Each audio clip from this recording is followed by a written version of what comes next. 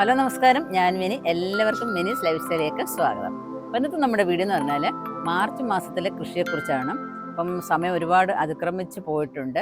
അപ്പോൾ എല്ലാവരും വിചാരിക്കും ഈ മാർച്ച് മാസത്തിലെ ഈ ഉണക്കത്ത് എന്താണ്, ഈ ചൂട് കാലത്ത് എന്താണ് കൃഷി ചെയ്യുന്നത്, വെള്ളവും ഇല്ല ഒന്നുമില്ല, പിന്നെ എന്ത് കൃഷി ചെയ്യും, എങ്ങനെ കൃഷി ചെയ്യുന്നൊക്കെ പലരും ചോദിച്ചേക്കാം. എന്നാലും ഒരു ചീരയെങ്കിലും കൃഷി ചെയ്യുന്നവർക്ക് അതിൻ്റെ ഗുണം മനസ്സിലാവും. കൃഷി ചെയ്യണമെന്ന് ആഗ്രഹമുള്ളവർ ചൂടാണെന്നെങ്കിലും മഴയാണെന്നുണ്ടെങ്കിലും അത്യാവശ്യം എന്തെങ്കിലുമൊക്കെ കൃഷി ചെയ്തിരിക്കും. അപ്പോൾ എന്താണെന്ന് നോക്കാം, നമുക്ക് വീഡിയോയിലോട്ട് പോകാം. അപ്പോൾ ഈ ചൂട് സമയത്താണ് നമുക്ക് നല്ല രീതിയിൽ ചീര കൃഷി ചെയ്യാവുന്നത്.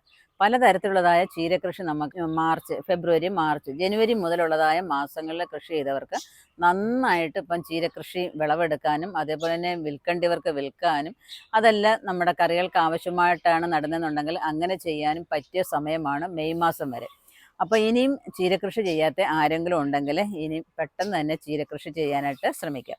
പലതരത്തിലുള്ളതായ ചീരയുണ്ട്. വ്ളാത്താങ്കര ചീര, പട്ടുചീര, ചെമ്പട്ട് ചീര, അതുപോലെ തന്നെ പാൽ ചീര, മയിൽപ്പീലി ചീര, സുന്ദരി ചീര, അരുൺ ചീര, ഇങ്ങനെ കുറേ ടൈപ്പ് ചീരകളുണ്ട്. അപ്പോൾ ഏതെങ്കിലുമൊക്കെ ആവശ്യമുള്ളവർക്ക് വാങ്ങിച്ച് നടാവുന്നതാണ്. അപ്പം നിങ്ങൾക്ക് എല്ലാവർക്കും അറിയാവുന്ന കാര്യമാണല്ലോ, നമ്മുടെ വെബ്സൈറ്റിൽ ഇതിങ്ങനെ പലതരത്തിലുള്ളതായ വിത്തുകൾ, വെറൈറ്റി വിത്തുകളൊക്കെ അവൈലബിൾ ആണ്. അപ്പോൾ ആവശ്യമുള്ളവർക്ക് അത് വാങ്ങിച്ച് നടാവുന്നതാണ്. അപ്പോൾ അടുത്തെന്ന് പറഞ്ഞാൽ നമ്മുടെ പയർ കൃഷിയാണ്.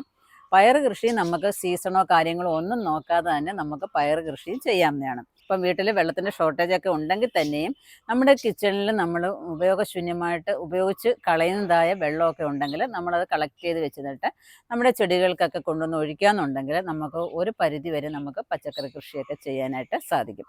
ഇപ്പോൾ സോപ്പ് വെള്ളം ഒക്കെ ഉള്ളതാണെന്നുണ്ടെങ്കിൽ നമ്മുടെ തെങ്ങിൻ്റെ ചുവട്ടിൽ നിന്ന് കുറച്ച് മാറ്റി, അല്ലെങ്കിൽ വാഴയുടെ ചുവട്ടിൽ നിന്ന് കുറച്ച് മാറ്റിയൊക്കെ ഒഴിക്കാമെന്നുണ്ടെങ്കിൽ അവർ നല്ല പച്ചപ്പോടെയൊക്കെ നിൽക്കുന്നതാണ്.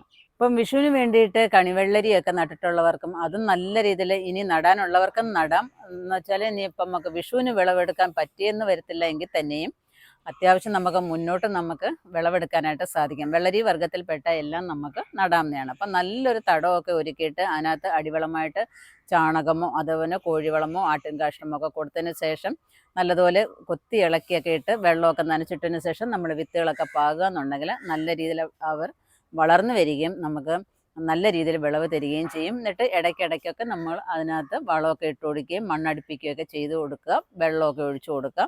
പിന്നെ കിടങ്ങളുടെ ശല്യങ്ങളൊക്കെ ഉണ്ടെന്നുണ്ടെങ്കിൽ വേപ്പെണ്ണ വെളുത്തുള്ളി മിശ്രിതമൊക്കെ സ്പ്രേ ചെയ്യാമെന്നുണ്ടെങ്കിൽ ഒരു പരിധിവരെ കീടങ്ങളെയൊക്കെ ഒഴിവാക്കാനും നല്ല വിളവ് കിട്ടാനും സഹായിക്കുന്നതാണ്. ഈ ചൂടുകാലത്ത് ഒരുപാടൊന്നും നട്ടുപിടിപ്പിക്കണമെന്ന് ഞാൻ നിങ്ങളോട് പറയുന്നില്ല. നമ്മുടെ വീട്ടിലേക്ക് അത്യാവശ്യമായ ഒരു 5 പച്ചക്കറികൾ, ഇപ്പം നേരത്തെയൊക്കെ ഞാനൊരു 10 പച്ചക്കറിയായിരുന്നു പറഞ്ഞത്, ഇപ്പോൾ നമുക്കൊരു 5 പച്ചക്കറിയെങ്കിലും നമ്മൾ നടാനായിട്ട് ശ്രമിക്കുക.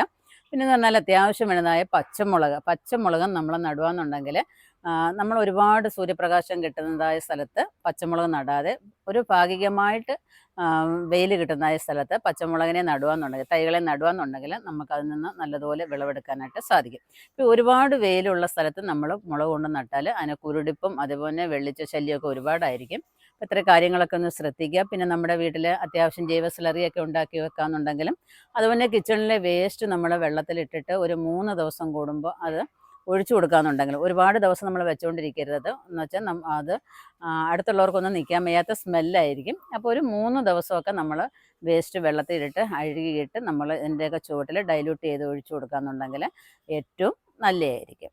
അടുത്ത കൃഷിയാണ് വഴുതന കൃഷി എന്ന് പറയുന്നത്. വഴുതന കൃഷിയും നമുക്ക് ഏറ്റവും നന്നായിട്ട് ചെയ്യാവുന്ന ഒന്ന് തന്നെയാണ്. എന്ന് വെച്ചാൽ അതിന് നല്ലതുപോലെ വെള്ളം വേണം, നല്ലതുപോലെ തടമൊക്കെ ഒരുക്കി നമ്മൾ വിത്തൊക്കെ പാകി കിളിപ്പിച്ചതിന് ശേഷം നമ്മൾ തൈ പറിച്ച് നടുന്നതായിരിക്കും ഏറ്റവും നല്ലത്.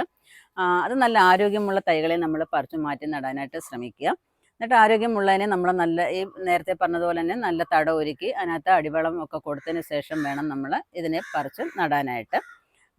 പിന്നെയെന്ന് പറഞ്ഞാൽ ഇതിന് നമ്മൾ ഇടയ്ക്കൊക്കെ നമ്മൾ ചാണകമോ അതിൽ കോഴിവളമോ അല്ലെങ്കിൽ സൂപ്പർ മീൽ, എല്ലുപൊടി, ഇങ്ങനെയുള്ളതായ വളമൊക്കെ ഇട്ട് കൊടുക്കുകയെന്നുണ്ടെങ്കിൽ നല്ല തഴപ്പോടുകൂടി വളർന്നു വരും. 2 നേരമെങ്കിലും നനച്ചു കൊടുത്തെങ്കിൽ മാത്രമേ നമ്മുടെ വഴുതന കൃഷി നന്നായിട്ട് വരികയുള്ളൂ. പിന്നെ നമ്മൾ ഈ പൂക്കളൊക്കെ വരുന്നതായ സമയത്ത് നമ്മളൊന്ന് പുകയൊക്കെ കൊള്ളിക്കുക എന്നുണ്ടെങ്കിൽ അതിൻ്റെ പൂക്കളൊക്കെ നഷ്ടപ്പെടാതെ നമുക്ക് കായ്കളായിട്ട് കിട്ടുന്നതായിരിക്കും. അപ്പോൾ പലതരത്തിലുള്ളതായ വഴുതനകളുണ്ടെന്ന് നിങ്ങൾക്ക് എല്ലാവർക്കും അറിയാം. ഞാൻ പേര് പറയാതെ തന്നെ നിങ്ങൾക്ക് അറിയാവുന്നതാണ്. അപ്പം നമ്മുടെ വെബ്സൈറ്റിൽ കൂടെ തന്നെ പലതരത്തിലുള്ളതായ വഴുതനകൾ വിത്തുകൾ നമ്മൾ കൊടുക്കുന്നുണ്ട്. അപ്പോൾ അടുത്തെന്ന് പറഞ്ഞാൽ വെണ്ട കൃഷിയാണ്. വെണ്ട കൃഷിയും നമുക്ക് നന്നായിട്ട് ചെയ്യാം. അത്യാവശ്യം വേണ്ടതായ ഒരു 10 മൂടെങ്കിലും നമ്മൾ നടുകയെന്നുണ്ടെങ്കിൽ നമ്മുടെ വീട്ടിലേക്ക് ആവശ്യമുള്ളത്. ഇപ്പം വലിയ രീതിയിൽ കൃഷി ചെയ്യുന്നതിനെ കുറിച്ചല്ല ഞാൻ പറയുന്നത്. ചെറിയ രീതിയിൽ വീട്ടമ്മമാർക്ക് പറ്റുന്ന രീതിയിൽ നമുക്കൊരു 10 മൂട് വെണ്ട വിത്തങ്ങൾ നടാന്നുണ്ടെങ്കിൽ അത്യാവശ്യം വേണ്ടതായ വെണ്ടയ്ക്ക നമുക്ക് വിളവെടുക്കാനായിട്ട് സാധിക്കും. അടുത്തെന്ന് പറഞ്ഞാൽ പാവല്, പടവലം, ചുരയ്ക്ക. ഈ പടർന്നു കയറി പോകുന്നതായ പച്ചക്കറികളെ നമുക്ക് നല്ല രീതിയിൽ നടാം. കാരണം ഇപ്പോൾ അധികം കീടങ്ങളുടെ ശല്യം ഇല്ലാത്തത് കൊണ്ട് നമുക്ക് നന്നായിട്ട് വിളവെടുക്കാനായിട്ട് സാധിക്കും. നമ്മുടെ ഒരു നല്ലൊരു ശ്രദ്ധയുണ്ടെന്നുണ്ടെങ്കിൽ അത് നമുക്ക് ആരോഗ്യമുള്ള കായ്കളെ നമുക്ക് വിളവെടുക്കാനായിട്ട് സാധിക്കും. അപ്പം നമ്മുടെ വീട്ടിലുള്ള എല്ലാവരും കൂടെ ഒത്തൊരുമിച്ച് ഒന്ന് പരിശ്രമിക്കുക. തന്നെ നമ്മൾ കിടന്ന് പ്രയാസപ്പെടുമ്പോൾ നമുക്ക് വളരെ ഒരു ബുദ്ധിമുട്ടായിട്ട് തോന്നും അല്ലേ? ഇപ്പോൾ ഒരാൾ വെള്ളം ഒഴിക്കുമ്പോൾ ഒരാളൊന്ന് വളവിടാനോ ഒക്കെ ഉണ്ടെന്നുണ്ടെങ്കിൽ, അല്ലെങ്കിൽ കീടങ്ങളെ ഒന്ന് നോക്കാനോ, അല്ലെങ്കിൽ അതിന് ഇച്ചിരി മരുന്നൊക്കെ തളിച്ചു കൊടുക്കാനോ ഒക്കെ ആരെങ്കിലുമൊക്കെ നമ്മളെ ഒന്ന് ഹെൽപ്പ് ചെയ്യാന്നുണ്ടെങ്കിൽ ഒരു സന്തോഷമായിരിക്കും. പിന്നെ എല്ലാവരും ഒത്തൊരുമിച്ച് ചെയ്യുമ്പം അതിനകത്തുനിന്ന് നല്ലൊരു പ്രതിഫലം നമുക്ക് കിട്ടുകയും ചെയ്യും. അതുപോലെ തന്നെ ഇനി നമുക്ക് ഇടവിള കൃഷികളൊക്കെ ചെയ്യാനുള്ള സമയമാണ്. ഇപ്പം ഇവിടെ ഞങ്ങളെന്ന് പറഞ്ഞാൽ ചേനയൊക്കെ നടുന്നത് കുംഭം 18-ന് തന്നെയാണ് ചേന ഇടുന്നത്. പക്ഷേ എങ്കിലും മഴയൊന്നും ഇല്ലാത്തതുകൊണ്ട് നമ്മൾ കുറച്ചുകൂടെ മുന്നോട്ട് പോവുകയാണ്. മഴ ഇല്ലാതെ നമ്മൾ നട്ടാൽ വെള്ളം കോരി ഒഴിക്കാനായിട്ട് ഉള്ളവർക്ക് നടാം. ഇല്ലാത്തവർക്ക് ഇപ്പം കട്ട് ചെയ്ത് നടുന്നതിനേക്കാൾ നല്ലത് കുറച്ചുകൂടെ മഴയൊക്കെ പെയ്തതിന് ശേഷം നടാവുന്നതാണ്. കാരണം ഭയങ്കര ചൂടാണല്ലോ. ഇവിടെയൊക്കെ ആണെങ്കിൽ മഴ കിട്ടാനേ ഇല്ല. മഴ പെയ്തവർക്കൊക്കെ ആണെന്നുണ്ടെങ്കിൽ ഇടവിള കൃഷികളൊക്കെ പിന്നെ പ്രത്യേകിച്ച് ചേനയൊക്കെ നടാൻ പറ്റിയ കാലാവസ്ഥയാണ്. പിന്നെ ഇഞ്ചി, മഞ്ഞൾ ഒക്കെ കിളയ്ക്കാനായിട്ടുള്ളവരൊക്കെ കിളച്ച് വെച്ചോണം. ഇനിയും മണ്ണിനടിയിൽ കിടന്നാൽ അത് നീറിപ്പോകാനായിട്ട് സാധ്യതയുണ്ട്.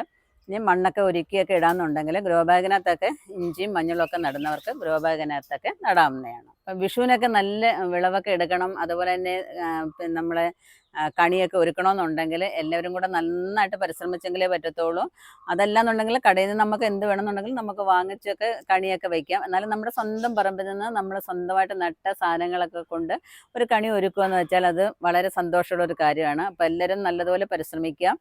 വീട്ടിലുള്ള എല്ലാവരും കൂടെ ഒത്തൊരുമിച്ചിറങ്ങുക. രാവിലെയും വൈകുന്നേരവും ഒക്കെ എല്ലാവരും വെള്ളം ഒഴിക്കാനും വളവിടാനും ഒക്കെ കൂടുകയെന്നുണ്ടെങ്കിൽ നമുക്ക് ഈ വർഷം നല്ലൊരു കണി നമുക്ക് ഒരുക്കാനായിട്ട് സാധിക്കും.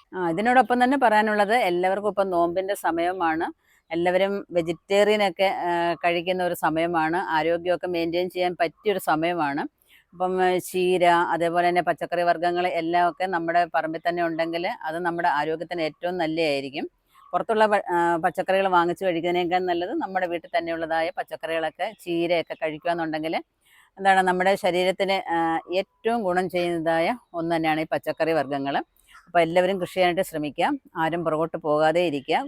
കുറേ പേരൊക്കെ ഒന്നും ഉണ്ടാകുന്നില്ല എന്ന് പറയും, പച്ചക്കറി കൃഷി ചെയ്തിട്ട് ആകെ നഷ്ടമാണെന്ന് പറഞ്ഞ് പോകുന്നവരൊക്കെ ഉണ്ട്. നഷ്ടവും ലാഭവും ഒക്കെ എല്ലാം ഇതിനകത്തുള്ളത് തന്നെയാണ്. അപ്പം എല്ലാവരും എല്ലാം സഹിച്ചും ക്ഷമിച്ചും കൊണ്ട് കൃഷിയിൽ മുന്നേറാനായിട്ട് ശ്രമിക്കുക. അപ്പം നിങ്ങൾക്ക് എല്ലാവർക്കും ഈ മാർച്ച് മാസത്തിലെ കൃഷി ഇഷ്ടപ്പെട്ടു കാണുമെന്ന് വിചാരിക്കുന്നു. ഇഷ്ടപ്പെട്ടെന്നുണ്ടെങ്കിൽ ലൈക്ക് ചെയ്യുക, ഷെയർ ചെയ്യുക. സബ്സ്ക്രൈബ് ചെയ്യാതെ കാണുന്നവരാണെന്നുണ്ടെങ്കിൽ സബ്സ്ക്രൈബ് ചെയ്തിട്ട് കാണാനായിട്ട് ശ്രമിക്കുക. അതുപോലെ ഫേസ്ബുക്കിൽ കാണുന്നുണ്ടെങ്കിൽ അവിടെ ഒന്ന് ഫോളോ ചെയ്തേക്കുക. അടുത്ത വീഡിയോയിൽ കാണുന്നവരെ ഞാൻ മിനി. നന്ദി, നമസ്കാരം.